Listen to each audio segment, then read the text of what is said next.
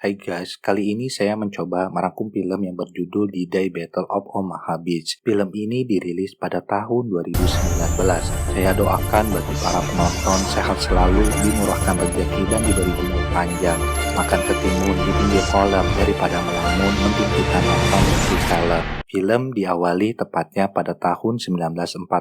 Pasukan Nazi kedua kalinya mencoba menaklukkan negara-negara di Eropa. Tidak peduli dampak dari peperangan tersebut, jutaan orang menderita dan yang terbunuh pun tak terhitung jumlahnya. Maka dari itu, negara kuat seperti Amerika sudah waktunya memimpin invasi melawan pasukan Nazi. Normandia adalah pilihan Amerika menempatkan kapal perangnya untuk bergabung dengan pasukan sekutu dalam memerangi Nazi. Pada tanggal 6 Juni 1944, hari di mana masyarakat melakukan perlawanan, mahasiswa, jurnalis, buruh, tani, Pak Lurah, Pak Camat, Pak Wali Kota, dan dari mereka bahkan ada yang belum pernah memegang senjata sekalipun sebelumnya. Semua lapisan masyarakat bergabung ke dalam pasukan tentara dengan satu tujuan, yaitu melawan Nazi. Satu hari sebelumnya, pada tanggal 5 Juni 1944, di markas besar pasukan sekutu Inggris, seorang jenderal dari pasukan Amerika yang bernama Omar Bradley memanggil bawahannya berpangkat kolonel yang bernama James Ruder. Lalu ia memberikan tugas berat kepadanya, yaitu memimpin misi penyerangan di sepanjang bukit Pointe du Hoc dan menguasai bukit tersebut, di mana pasukan Jerman telah menempatkan senjata dan artileri di sana.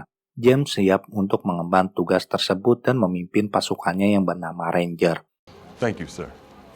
Give him hell. Film berlanjut di sebuah kamar salah satu kapal perang seorang yang bernama Mayor Cleveland sedang galau, membayangkan perintah yang sangat membahayakan para pasukannya yang sebentar lagi mereka akan hadapi. Lalu Cleveland menghadap James. Ia sangat tidak percaya diri untuk memimpin pasukannya dalam misi ini. James sangat marah kepadanya karena misi ini perintah langsung dari jenderal yang harus segera dikerjakan. Bukan tanpa alasan Cleveland menolak misi ini. Ia mengetahui kekuatan Jerman di sana. Sementara pasukannya hanya terdiri dari anak-anak. Sama saja seperti misi bunuh diri baginya dan pasukannya. Karena Cleveland menolak untuk memimpin misi itu, maka James sendirilah yang akan memimpin pasukan Ranger dalam misi menguasai bukit Pointe du Hoc tersebut. Sebenarnya, James sendiri juga tidak yakin dan takut menjalankan misi tersebut. Ia juga rela meninggalkan istrinya yang sedang hamil tua dan akan segera melahirkan dalam waktu dekat. Malam harinya di sebuah kapal perang, untuk menghilangkan kejenuhan, para pasukan Ranger pun bernyanyi, menghias wajah mereka dengan arang. Mereka segera merapatkan barisan, lalu James menginstruksikan agar mereka bersiap dalam misi ini, dan mengumumkan bahwa Mayor Cleveland tidak ikut dan hanya berada di belakang. Dirinya sendiri yang akan memimpin mereka. Prajurit pun bertanya-tanya, mengapa Mayor Cleveland tidak ikut dalam misi tersebut? Apakah ia seorang pengecut? Keesokan harinya, pada tanggal 6 Juni 1944, mereka telah tiba di pantai bersama kapal perang lainnya, lalu mendekati bukit Pointe du Hoc untuk melawan sekaligus merebut bukit tersebut dari tangan Nazi. Mereka pun langsung disambut dengan tembakan dan granat oleh tentara Nazi dari atas bukit. James menginstruksikan anak buahnya untuk merapatkan diri ke dinding bukit dan segera naik ke atas bukit tersebut dengan tali. Sayangnya, mereka harus rela ditembaki dari atas bukit dengan mudah oleh tentara Nazi. Mereka juga kesulitan untuk menaiki tebing dengan tali. Beberapa prajurit berinisiatif untuk mendaki bukit dari jalur pendakian dan menyerang tentara Nazi dari dekat. Pertempuran jarak dekat pun terjadi. Sementara, prajurit yang lainnya satu persatu dapat memanjat bukit dengan tali. Pada akhirnya, tentara Nazi berhasil mereka taklukkan dan jalur punggung bukit Pointe du Hoc berhasil mereka kuasai, dan mereka pun mengibarkan bendera Amerika. Sialnya, masih ada satu tentara Jerman yang tersisa dan menembaki pasukan Amerika. Kaki James terkena tembakannya. Mereka pun bergegas pergi menuju bunker untuk melanjutkan pertempuran selanjutnya dan merebut persenjataannya. Ternyata senjata meriam yang mereka cari-cari tidaklah berada di sana. James mengatur dan membagi menjadi dua pasukan yang tersisa. Mereka bergerak menyerang dari arah timur dan barat, menaiki bukit di atasnya lagi. Dari sisi timur, mereka dapat menaklukkan tentara Nazi yang sedang bersembunyi di dalam bunker. Sementara dari sisi barat, mereka masih mencoba menghabisi tentara Nazi yang bersembunyi juga di dalam bunker. Seorang tentara Amerika terkena tembakan dari pasukan Nazi. Lalu James memerintahkan untuk melemparkan granat ke dalam bunker. Mereka pun berhasil membunuh Nazi tersebut. Setelahnya, James menghubungi Jenderal Bradley, memberikan informasi saat ini mereka tidak menemukan meriam yang dimaksud di punggung bukit itu. James pun berjanji akan segera menemukan dan meledakkan senjata yang dimaksud oleh Jenderal. Ia dan Letnan Power masih memimpin pasukan yang tersisa, lalu membagi kembali pasukan tersebut untuk menyerang Nazi di titik selanjutnya dari berbagai sisi. Mereka pun memasuki bunker dan menelusuri setiap ruangan yang berada di dalam, lalu kembali beradu tembakan. Satu persatu tentara Nazi berhasil mereka bunuh. Kini mereka berada di dalam ruangan amunisi dan berniat untuk meledakannya. Terus memberi dukungan kepada Kolonel Ruder untuk melanjutkan menelusuri bunker lebih dalam lagi. Di bagian lain dari bunker, tentara Nazi sedang asik bermain kartu. Tanpa mereka sadari, pasukan Ranger Amerika telah menguasai dalam bunker. Lalu, pasukan Ranger pun menembaki dan mengepung mereka. Pasukan Nazi menyerah dan meletakkan senjata. Drop your weapons!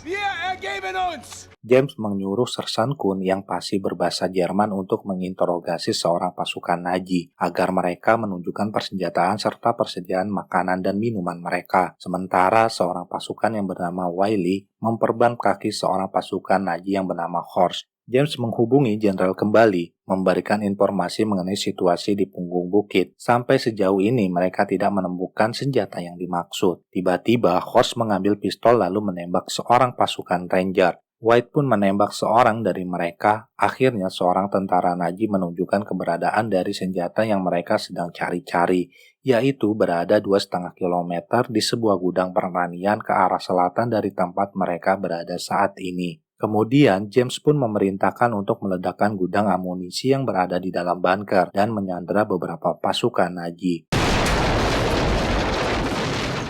Di tengah perjalanan, James memerintahkan pasukannya untuk beristirahat selama 10 menit dan tetap waspada karena dalam kondisi perang. Sedang asiknya beristirahat, Wiley teringat kejadian di mana kaki temannya yang terputus terkena bom dan mati. James pun menghampiri dan menasehati agar melupakan mengenai kejadian itu dan tetap fokus dalam pekerjaannya. Mereka pun bergegas pergi.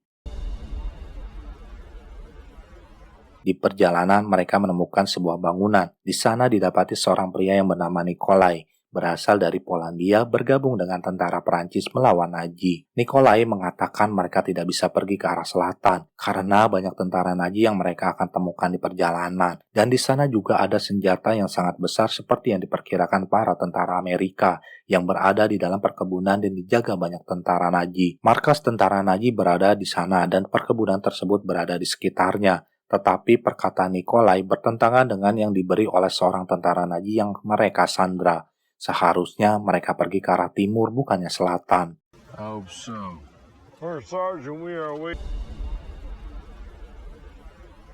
Di tengah perjalanan, sebuah pesawat menembaki mereka. Untungnya mereka masih bisa selamat. Tidak jauh dari sana, mereka menemukan markas tentara Nazi. Beberapa orang yang mereka sandra pun melarikan diri. James memerintahkan untuk menembak mereka. Lalu baku tembak terjadi lagi.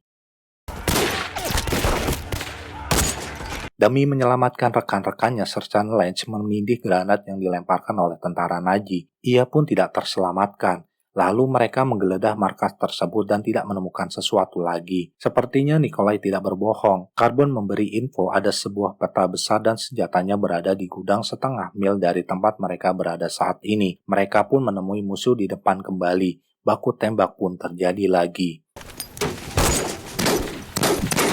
James memerintahkan Sersan Kuhn dan Lommel untuk pergi menemukan senjata yang mereka cari dan meledakkannya. Kuhn dan Lommel segera mencarinya. Mereka berdua mengendap dan menembak pasukan Nazi yang sedang berjaga, kemudian melanjutkan pencarian. Sementara James dan yang lainnya masih baku tembak dengan pasukan Nazi, James menyuruh Robin untuk menghubungi Jenderal kembali. Ia meminta bala bantuan yaitu penembak pelindung terakhir untuk membantunya melawan Nazi. James berjanji akan membawa anak buahnya yang tersisa untuk pulang dengan selamat dan dapat berkumpul dengan keluarganya kembali, karena bala bantuan akan segera datang sebentar lagi. Cleveland dihubungi Jenderal Bradley untuk menyiapkan pasukan penembak pelindung terakhir dan segera diberangkatkan di tempat para Rangers kini berada. Dari atas udara, pesawat tempur Nazi menembaki kapal perang mereka yang sedang berada di lepas pantai. Cleveland menyuruh anak buahnya untuk menembak pesawat tempur tersebut. Cleveland pun menggantikan anak buahnya yang tertembak. Ia dapat menembak jatuh sebuah pesawat tempur Nazi. Kembali kepada pasukan Rangers, Robin tertembak di dada. Mereka kalahkan jumlah pasukan. Dari atas kapal perang, Cleveland menembakkan bom ke daratan di mana pasukan Nazi berada. Mereka hadir untuk membantu pasukan Ranger yang sedang bertempur sebagai tembakan pelindung terakhir. Bom pun bertubi-tubi dilepaskan oleh Cleveland dari atas kapal perangnya. Pasukan Nazi pun dibuat kocar-kacir ketakutan. Sementara Lommel dan Kuhn terus mencari keberadaan senjata menghadapi para penjaga dari tentara Nazi. James kembali menghubungi Bradley agar menghentikan pengeboman karena misi mereka hampir tercapai. Lommel bersama Kuhn berhasil menembak dan mengebom penjaga. Sialnya, seorang penjaga dari pasukan Nazi masih sadar dan melemparkan granat di dekat mereka, sehingga membuat salah satu kaki Lommel terluka. Setelahnya, Kuhn merusak kelima meriam milik pasukan Nazi dengan meledakannya. Pada akhirnya, misi itu pun berhasil mereka lakukan.